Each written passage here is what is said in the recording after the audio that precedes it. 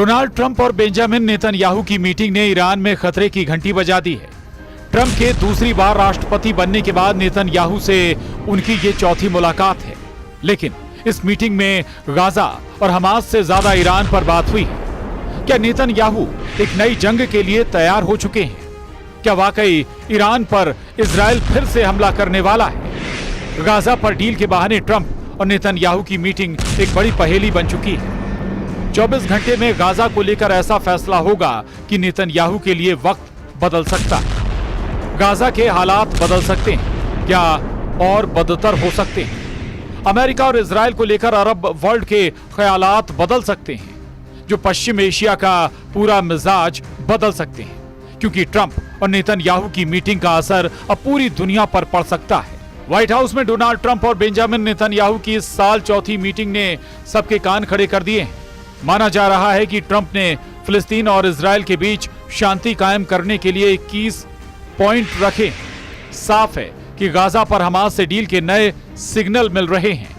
क्या Trump Netanyahu को 21 point वाले एजेंडे पर राजी कर पाएंगे? गाजा में 66,000 लोगों की मौत के बीच अरब वर्ल्ड में एक नया गुस्सा है। माना जा रहा है कि कतर पर इजराइल की बमबारी और नेतन्याहू को लेकर नई कड़वाहट ने ट्रंप को इजराइल पर दबाव डालने के लिए मजबूर कर दिया। ट्रंप सोशल मीडिया पर लिख चुके हैं कि पश्चिम एशिया में कुछ खास होने वाला है। सभी लोग पहली बार किसी विशेष चीज के लिए तैयार हैं। हम इसे पूरा करेंगे। डोनाल्ड ट्रंप कह चुके हैं कि उनके पास गाजा को लेकर एक डील है और ऐसा समझौता होगा जिससे बंधकों को वापस लाया जा सकेगा। युद्ध खत्म होगा और पश्चिम एशिया में शांति कायम होगी।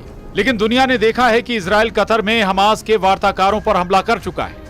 तब इजराइल के टारगेट पर हमास के वो लीडर रहे जो कतर के रास्ते अमेरिका से गाजा में युद्ध विराम को लेकर बातचीत कर रहे थे। कतर की राजधानी दोहा में हुए इस धमाके ने नेतन्याहू के एजेंडे को लेकर बड़े सवाल खड़े किए।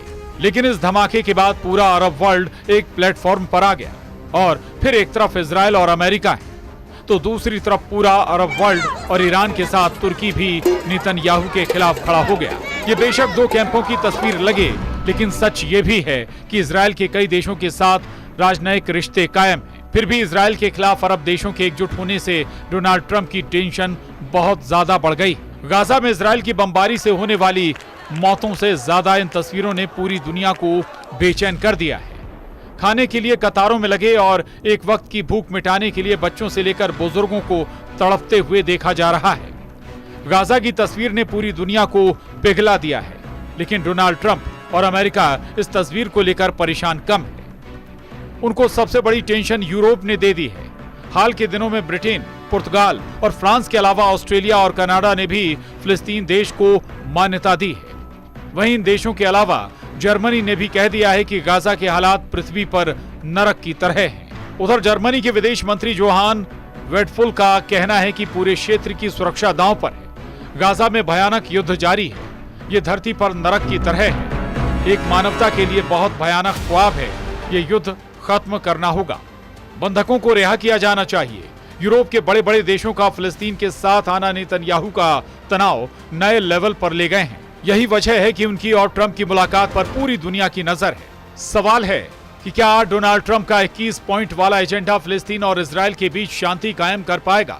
क्या गाजा पर इजराइल की बमबारी रुकेगी और हमास के कब्जे से इजरायली बंधक आजाद हो पाएंगे? इस वक्त गाजा पर इजराइल के ब्लॉकेड को चैलेंज करने के लिए 50 नावों का काफिला भी गाजा की तरफ बढ़ रहा है। इन 50 नाव में 44 देशों के लोग हैं और ये गाजा के लोगों के लिए खाने पीने के सामान के अलावा दवा और दूसरी जरूरत की चीजें ले जा रहे हैं। स्पेन, इटली और ग्रीस के अलावा इसमें कई देशों की नाव हैं। जो लोग इसमें सवार हैं उनमें डॉक्टर भी शामिल हैं। इस काफिले में ग्रेटा थनबर्ग भी हैं, जो तीसरी बार गाजा की तरफ समुद्र के रास्ते पहुंचने की कोशिश कर रही हैं। इस काफिले में लोग जानते हैं कि इजराइल उन्हें रोकने की पूरी कोशिश करेगा। गाजा को लेकर ऐसी ही खबरों ने नेतन्याहू और इजराइल के कैंप में हड़कंप मचाया हुआ है। लेकिन इसकी सबसे बड़ी वजह फिलिस्तीन को लेकर न्यूयॉर्क डिक्लेरेशन है। 12 सितंबर को संयुक्त राष्ट्र में 2 स्टेट सॉल्यूशन के तहत फिलिस्तीन को राज्य का दर्जा देने को लेकर वोटिंग हुई थी और उसमें 142 वोट फिलिस्तीन के समर्थन में पड़े, जबकि इजराइल के समर्थन में सिर्फ 10 देशों ने वोट किया था। इन 10 देशों में प्रमुख तौर पर अमेरिका, अर्जेंटीना और हंगरी शामिल थे। जबकि फिलिस्तीन को रूस, चीन और भारत समेत यूरोप और बाकी दुनिया से समर्थन मिला है। संयुक्त राष्ट्र महासभा में इजरायल को मिले इस झटके पर अमेरिका की तरफ से क्या कहा गया वो भी देखिए। यूएन में यूएस की प्रतिनिधि मॉर्गन ऑर्टिगस का कहना है कि ये घोषणा पत्र ये सच्चाई मानने में नाकाम है कि 7 अक्टूबर को हमास की तरफ से किया गया आतंकी हमला ही इस युद्ध की वजह बना। बंधकों को छुड़ाने और हमास के हथियार डालने से इनकार करने को लेकर ही ये युद्ध जारी है। घोषणा पत्र में जिस मुद्दे पर मतदान हो रहा है उसमें तथाकथित वापसी के अधिकार का समर्थन करने वाली बात का इस्तेमाल किया गया है। इसका मतलब होगा कि एक यहूदी राज्य के रूप में इजरायल की मौत। इसी वजह से अमेरिका इस प्रस्ताव के खिलाफ मतदान में सभी से शामिल होने की अपील करता है। फिलिस्तीन को एक अलग देश का दर्जा एक ऐसा मुद्दा है जिसे नेतन्याहू कभी मानने को तैयार नहीं है। यही वजह है कि संयुक्त राष्ट्र में मिले झटके ने इजरायल को एक बार फिर डोनाल्ड ट्रंप की चौखट पर पहुंचा दिया है। नेतन्याहू एक अलग मूड में है। वो गाजा पर 100% कब्जा करना चाहते हैं। यही वजह है कि इजरायल ने अपना तोपखाना गाजा में और गहराई तक पहुंचा दिया है। इजरायल का दावा है कि सिर्फ 24 घंटे के अंदर उसने गाजा में 140 टारगेट पर बमबारी की है। सिर्फ रविवार के दिन गाजा में 79 लोगों की मौत हुई है, जबकि इजरायल की बमबारी में करीब 400 लोग घायल हुए हैं। उत्तरी गाजा की तरफ हालात और खराब हैं। कोई इमारत ऐसी नहीं बची है जो खंडहर में तब्दील ना हो चुकी हो।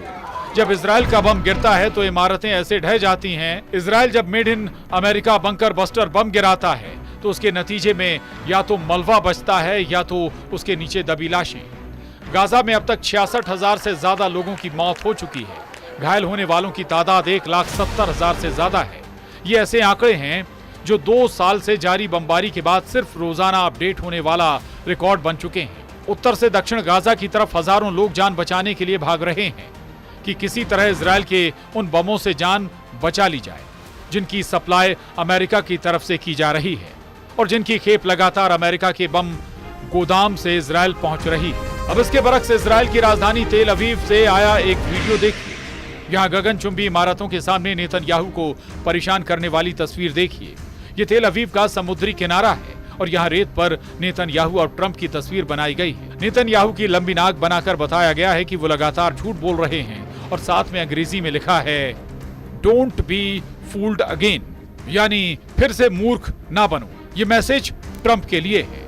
इसके मायने हैं कि जब नेतन्याहू व्हाइट हाउस में ट्रंप से मिलेंगे तो ट्रंप नेतन्याहू की बातों में ना आए और फौरन गाजा पर इजरायल की बमबारी बंद करें और बंधकों की रिहाई का रास्ता साफ हो। यही इजरायल में बड़ी तादाद में लोगों की मांग है जो रोजाना इजरायली शहरों की सड़कों पर निकलकर प्रदर्शन कर रहे हैं। इसमें कोई शक नहीं कि ट्रंप जानते हैं कि नेतन्याहू अपने घर में बहुत ज्यादा दबाव में। फिलिस्तीन को लेकर पूरा यूरोप प्रदर्शन कर रहा है। अमेरिका के शहरों में भी लोग इजरायल के खिलाफ सड़कों पर उतर रहे हैं। न्यूयॉर्क में इस प्रदर्शन की तस्वीरों से जाहिर है कि अब अमेरिका के लोगों के टारगेट पर सिर्फ नेतन्याहू ही नहीं बल्कि डोनाल्ड ट्रंप भी हैं। वो इसलिए क्योंकि अमेरिका इजरायल के युद्ध का बड़ा समर्थक है और अब भी हजारों टन बम इजरायल भेजे जा रहे हैं। लेकिन यूरोप के समर्थन के बाद अब पूरी दुनिया में जिस तरह से फिलिस्तीन का डंका बज रहा है, इजरायल के युद्ध ने ट्रंप के सामने हालात बहुत ही नाजुक बना दिए हैं।